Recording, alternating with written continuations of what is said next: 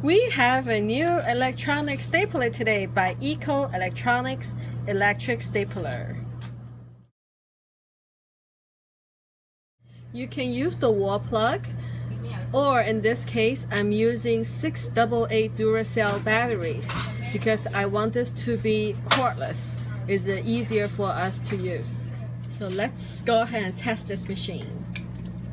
This is a stack of 25 papers. Whoa. Again. Whoa. And this is a stack of 30 papers. Let's challenge the machine. Wow. It actually works on 30 paper too, even though it says 20 sheets capacity. Let's do it again.